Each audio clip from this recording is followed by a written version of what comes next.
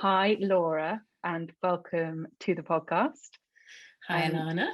You are my first guest. I'm so delighted to have you on, and thank you so much. Thank you so much for coming on. It's going to be such a joy to chat to you. It's such a joy to be here.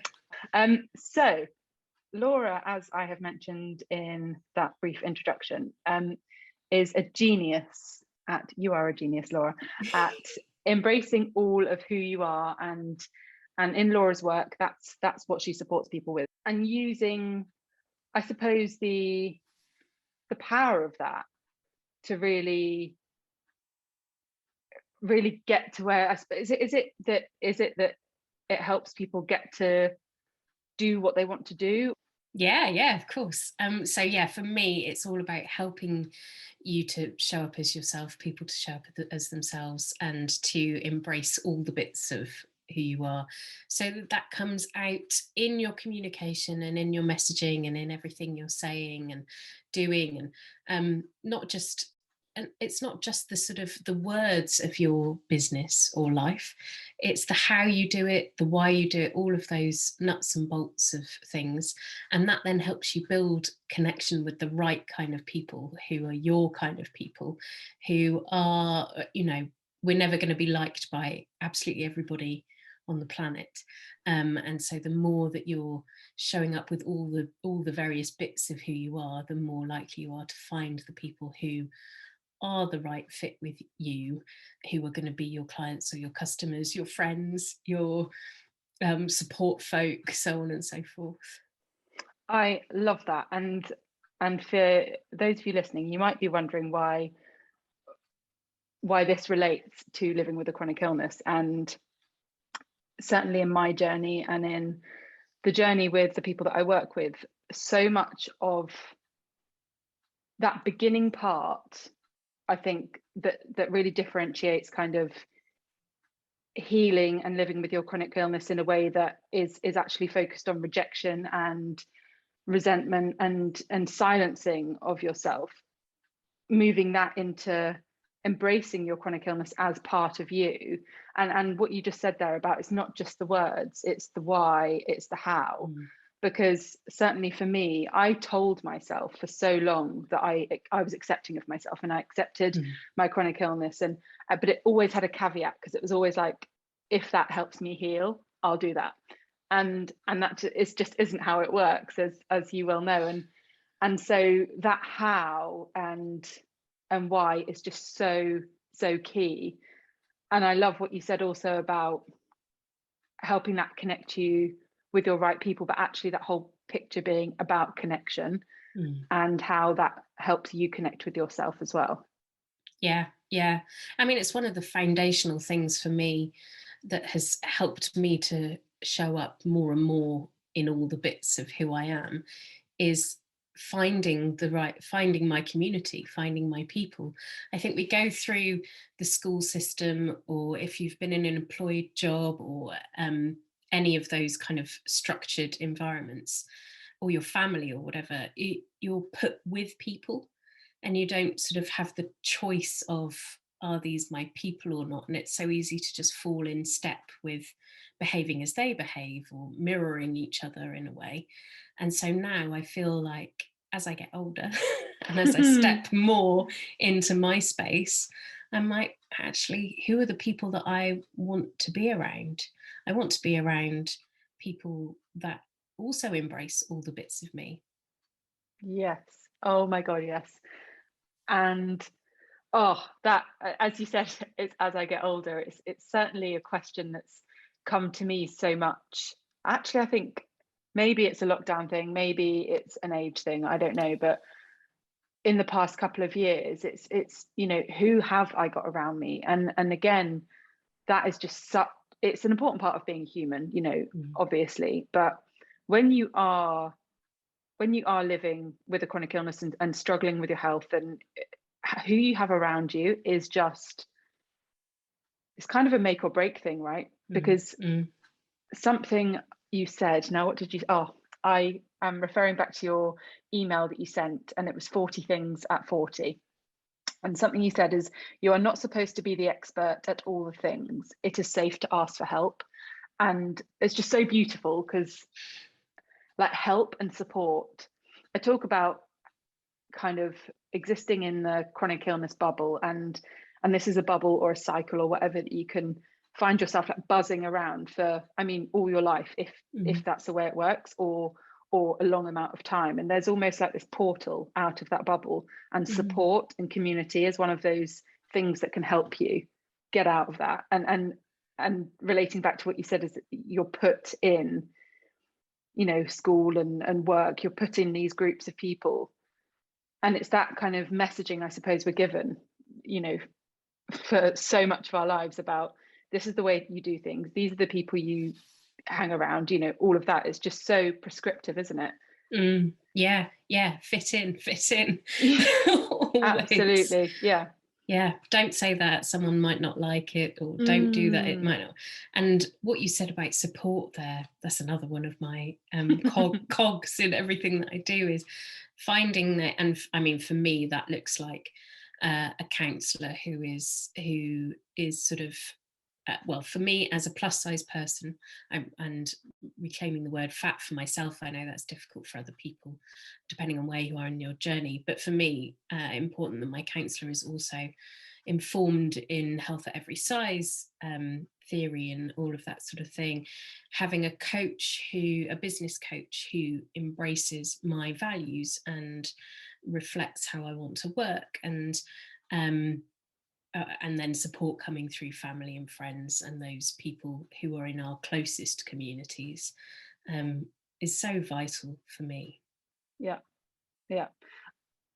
I'd love to touch on actually you claiming the word fat for yourself, because part of my journey was claiming the term chronic illness for myself. So I'd love for you to talk a bit more about that. It's definitely been a journey and is an ongoing one. I don't think any of us really get there, do we? Wherever there is. It's not. So it's all the time, it's every day, and some days I would much rather hide away and not talk about it at all, and not think about it at all, because every day as a fat person, even then, it's sometimes quite difficult to get out of your mouth, isn't it?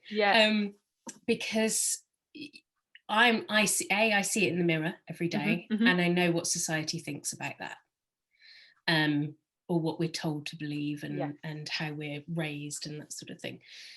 However, I mean, I've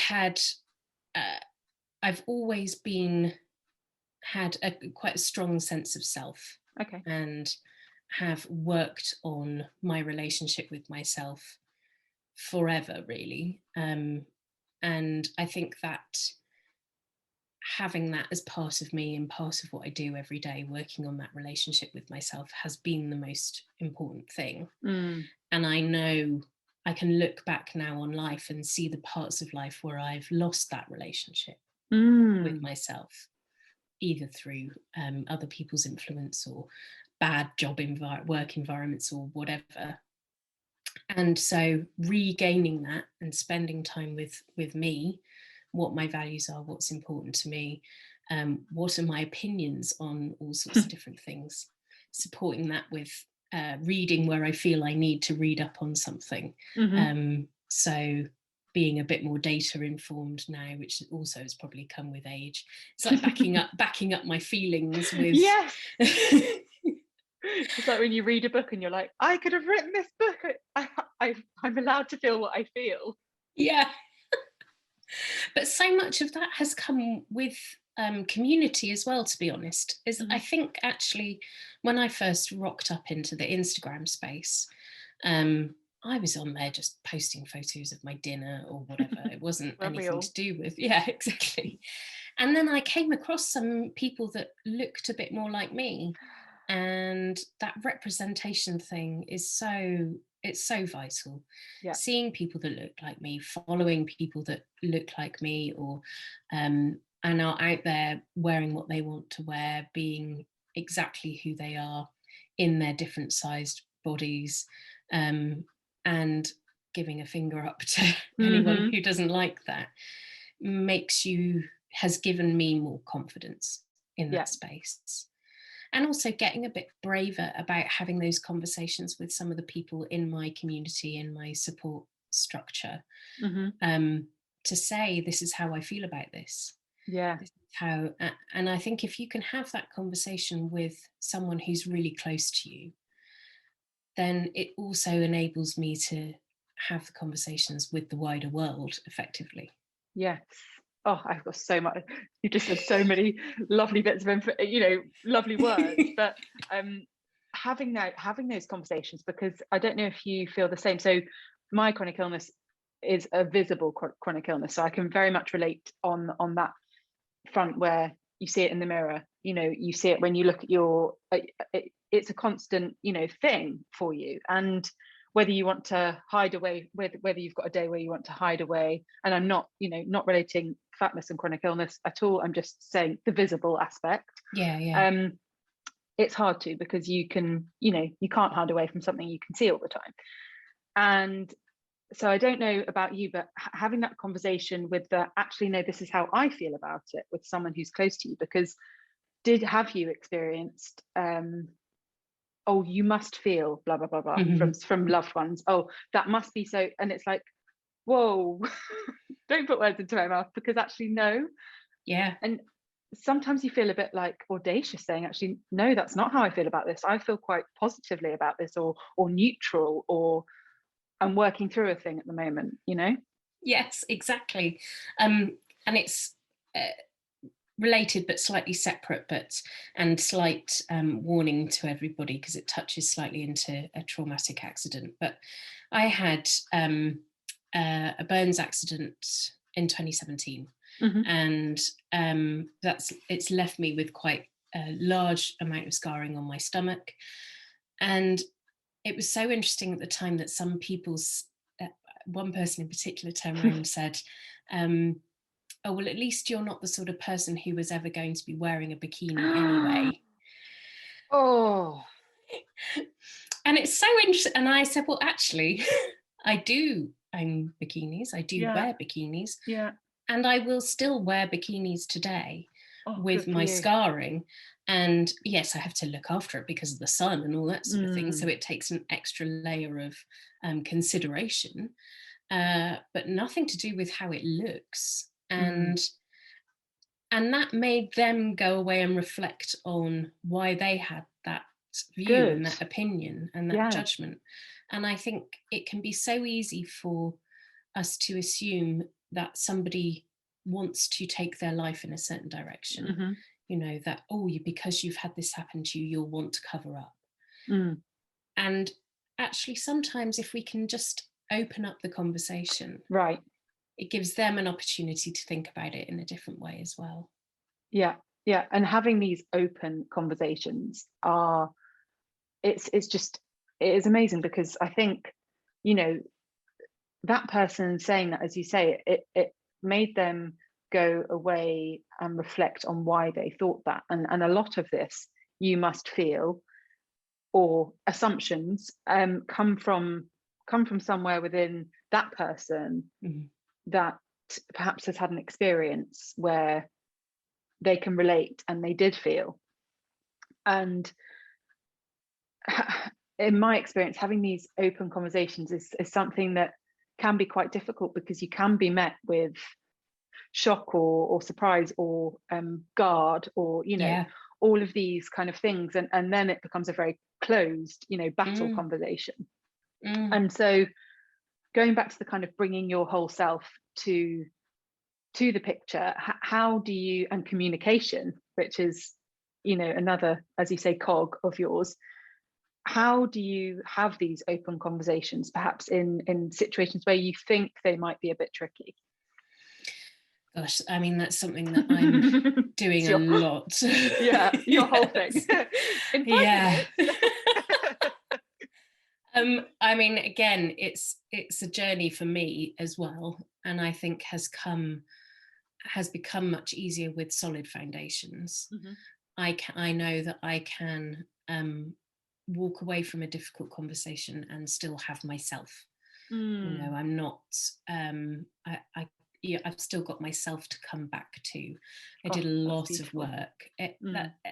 and it's so important. I've done a lot of work in counselling and with coaches and stuff in the past about this feeling of not being alone, Right. and that actually, if you've got this relationship with yourself, you're never really alone. I mean, we're never alone anyway, because there's always people out there. But nurturing this self-awareness, self-belief, self-trust, that sort of thing. I am the person who sits in front of the mirror in the morning and has a word with myself about how I feel. Oh, And yes. I do that sort of, and I can worry sometimes that this sounds like mega ego or something, because that's again the story we're told. But I can sit in front of the mirror in the morning and say, you're a gorgeous, awesome human. Amazing. And that's taken a lot of work, and obviously some days it doesn't feel like that. But I think if you can build up to that with all of the things that are flaws, with all of the things that I'm still working on about myself, with all of the things that I know that society would like to change about me, with some of the things that I would like to change about me over time, with a different understanding or a different learning. I'm still an awesome person today, here and now.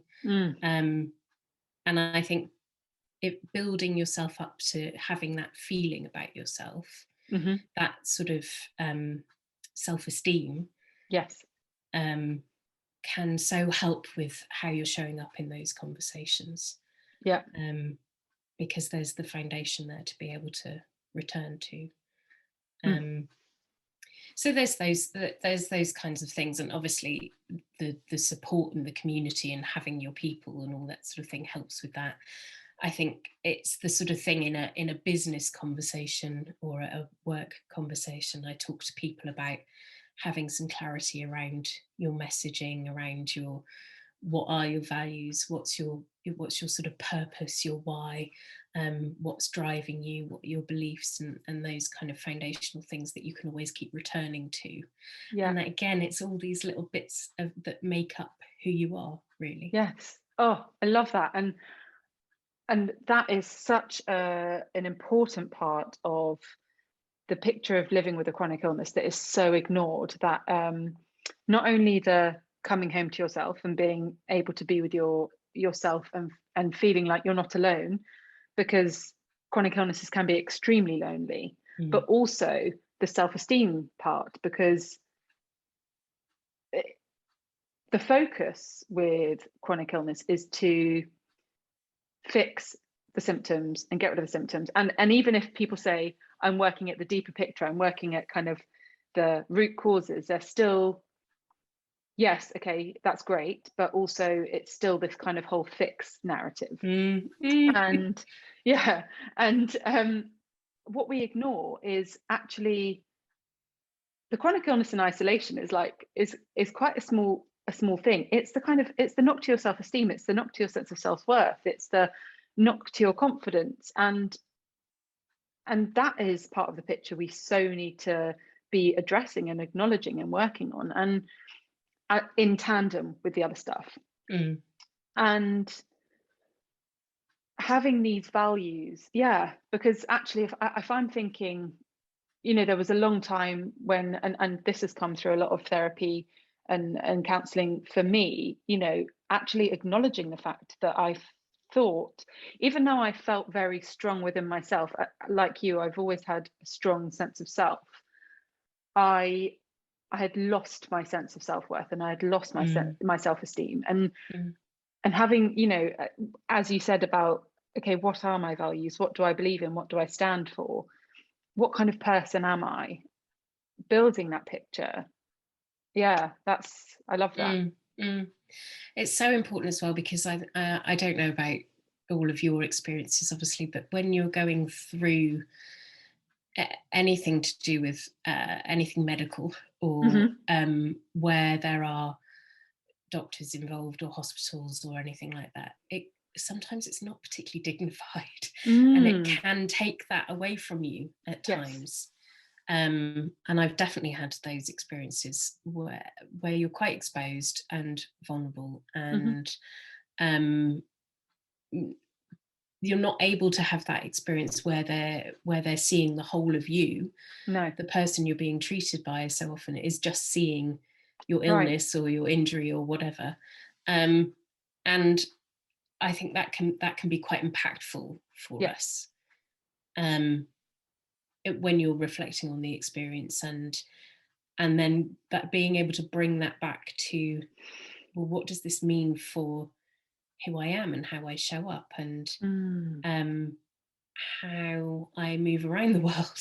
Um, Yeah, it's quite an interesting dynamic in that sense. it is, because I think you almost, there is a point, a phase in that kind of, when it is very, very say like medical professional focused, where you hand yourself over to someone. Mm, You're handing your kind of autonomy in your body and the way you're feeling over to someone. And as you say, actually all they've got time for, unfortunately, is the presentation, the kind of the manifestation of the thing that you're seeing them for. The rest of it is mm, like, sorry, but no, I can't. They can't. um yeah, yeah. which is sad, Mm, but it's the way it is. mm, And so, always coming back to this kind of, it's not your fault but it is your responsibility idea. It is because of the way things are, but also I think it needs to be our responsibility to work on that stuff. mm, yes, yeah.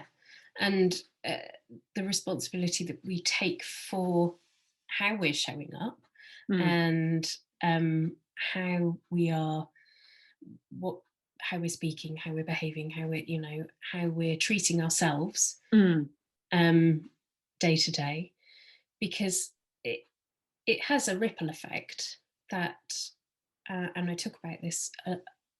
Well, we touched on it slightly at the top, but this idea that actually, if you're not being true to yourself in all of those ways, it comes back to you yes. eventually in some form, and whether that's through, um, you having a community of people that aren't really quite right, or Hmm. being led in a direction that's not really the direction that is the one you want to go in. And Yeah. I imagine that comes out as well in many people's healthcare and that sort of Yes. thing, that actually, if we're not representing ourselves and Yeah. getting to know and understand, what do I want in this moment, what do I need in this moment, what are my preferences, Hmm. that we go down this other path. Yeah. Yeah. I Talking about this kind of being true to yourself. So I and this if I can say it this way, one of your chronic illnesses jobs, and and this is kind of comes back to this question of why is this here, why me, is to help you express the parts of yourself that you have kept hidden, Mm. and for whatever reason that may be. Or and part of the stuff that I've been doing is re acquainting myself with my rebellious side, for example, and seeing that as something that's not bad. It's fun.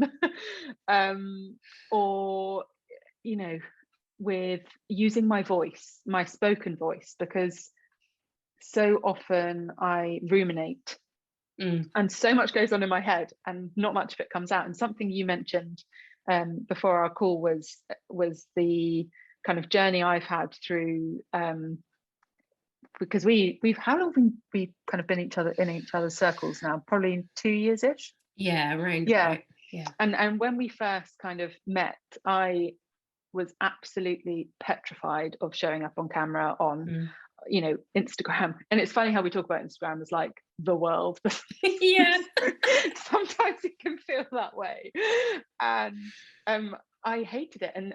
And actually now I find myself using it as a place to use my voice and to speak things that are on my mind. and Yeah. and and the beauty of it being on stories, it goes in 24 hours. So like well, it doesn't matter. Exactly. Yes. Yeah. Yeah. It's why another one of the foundational things that I say to people about this showing up as yourself is practice. Oh, And people yes. don't like it Mm. because it's like, oh, you're telling me I've got to go and do the thing and then do the thing again and again and again. Oh, But it is true. The more you do yeah, it. yeah, yeah. It is, because it feels weird at first. And Mm, and going back to you talking, to yourself in the mirror each morning, that's something that, like, I would love to do, but I've never I haven't gone past that practice stage. I kind of like do it once. I'm like, oh no, no, no, no. But I see the value in it. And actually, I think for me, that looks like just saying it out loud. It doesn't, mhm, perhaps not in a mirror, but like acknowledging, mm, what I love about myself. And something that we connected on, you probably a couple of, probably last year, was, if you can't, I don't know if you remember this, but if you can't love the parts of yourself, I can't remember exactly how it went, but that, if you can't love all of yourself, how can you mm, start? Where can you start? mm. Yeah. Yeah, because we spend so much time, that inner dialogue is Mm. so often calling ourselves names, Oh, saying, I hate this bit of me. Why does mhm. that look like that? Why have I done that? Why am I? And I hear it, even I do have done it in the past, trying to eradicate it now. You walk around the house and walk into do that classic of walking into a room and not knowing why you've ended up there. Yeah. And even in those moments, I can be like, oh, you silly, whatever. Yes, yes, yes. You think, why am I speaking to I myself I like know. that? It's nuts when you start noticing it. It is nuts how much you do it, isn't it? Yeah. And then I don't know if you do the same, but I go, no, Yolana, you're not silly. You're Yes. lovely. Have this whole conversation with myself. I think eradicating some of that, and I actually, the mirror thing for me is like a balance, and balancing Mm. out all of that stuff by then giving myself a bit of love Hmm. in that way. Mm. And I've been talking about this more recently, but I'm a massive flirt, and Yes. you Your know, winks. I hopefully, yeah, always winking. Hopefully, I'm a decent judge of who does and doesn't want to be flirted with. But that's always been a big part of life, and I Yeah. think for me, some at first in this business space, I was like, oh, I'm not sure if I can bring that in, but Mm. actually, I think part of the flirting for me is um, encouraging people to feel good about themselves. Oh, yes. Oh, yes. I'm always the one that's like, oh, you're this, or you're Yeah. gorgeous, or you're awesome, or oh, that's fabulous, or oh, glowy wonderfulness, or you really inspire me, or whatever, because I want that person to then reflect on that, hopefully, Mm. even if it's just one person who then turns around to someone else and says, this person said this about me today. Yeah. Is that true? Do you think? Oh, That yeah. kind of thing. It's just, and then I'm flirt with myself. Love it. Yeah. But it's that ripple effect, isn't it? Because Mm, actually, like, for me, if someone does something like that, I think, that was so nice to receive that love, or that flirting, or that compliment, or whatever. I want to do that. Yeah, like, I'd love for someone else to feel the way I feel right now. mm, mm. Yeah, It's so nice. yeah, And I love how you're saying that, you've brought that to your professional life, that part of you, because, what is the cost of us suppressing parts of ourselves? mm. Yes, exactly. And it it means that in the past, when I've tried that suppressing thing, Mm. it's it's often been in jobs in the back in the employed world, where I've Hmm. then discovered this really isn't right for me. I need to get out of this environment. And in this online space, it means that you're not really talking to anyone, because Oh, yeah. no one's seeing who you are Yes. or what you're all about, um, and trying to bring more of that out. It's again comes back to the connection thing, doesn't it? Yeah. It's the Yeah. yeah, the people that we're connecting with. Yeah. And I think one thing this online world does give us is that opportunity to connect with absolutely anybody, Mm, and find our right people. yeah, Yeah. which is wonderful. And you mentioned earlier about rebelling Uh-huh. and the bits of us that we rebel around. And I was chatting to someone about this the other day about how I've never been much of a one for hierarchy, even Me at neither. school. I was a bit like, why can't I be friends with the teacher? They Yeah. seem cool. And I work with some big businesses now, and I'll go into those big businesses, and I have deep respect for people's skills and experience and knowledge and all of that sort of thing. And hopefully that comes across in the way that I do business. Hmm. But I don't care if you are 200 grand CEO of wherever, or Hmm. if you're team member working the machine in the power plant or whatever, Yeah, whatever yeah, yeah, you're doing. yeah, Because I think you could meet those people in the supermarket, down the pub, in the local park, wherever, and you'd just be one human talking to another human. yes. And I feel that way in the online space. I feel that way, hopefully, more and more with doctors or Hmm. medical professionals or whatever. I'm trying to have this human connection. Yes. One Oh, human me in all of my flaws and awesomeness, talking yeah. to you, other human, with all of your flaws and awesomeness, no matter who you are.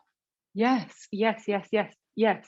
And that you brought in, you mentioned the medical professionals, and that sense of hierarchy is actually, I think, really damaging to Mm, what happens in those rooms. Because yes, on one hand, you absolutely respect the training they've been through and the information they have, and the knowledge they have. But on the other hand, nobody knows nobody knows your body better than you. and and so it does, I think it needs to be more of a on par conversation, mm. and an open, again back to this open conversation idea, and um a collaboration, Yeah. and not, and I'm sure that comes into a lot of the work you do, the collaboration side, especially with the corporates side of things. Yes, 100%. And when you're, because much like in that situation, you're the one that's got to go away and live your life, Yes. not them. And I feel the same way if I have a mentor relationship with someone, or I'm training someone, a group of people. I want them to be able to go away and use these tools, techniques, whatever, in a way that works for them. Yeah. Not oh, Laura told us we have to do this, so Right. that's what we're going to do. Yeah. um, I don't want anyone to ever feel that kind of being done to thing. It's very Yeah. much doing this thing together, as you Yeah. said, in collaboration. Yeah, and going back to the kind of school that, the way we're brought up, this tick box exercise. I remember when I was doing my degree, I did a design degree, and so you've got a half kind of measure of, you really need to be creative and embrace kind of who you are and let that come out in your work, and then you've got the other half measure of, but you need to hit these points. And Mhm. okay, that's a brief, right? So I get that. However, I remember, I think it was in my third year doing my final major project, and I was like, yeah, I don't really care what grade I get. I want to do what I feel is right.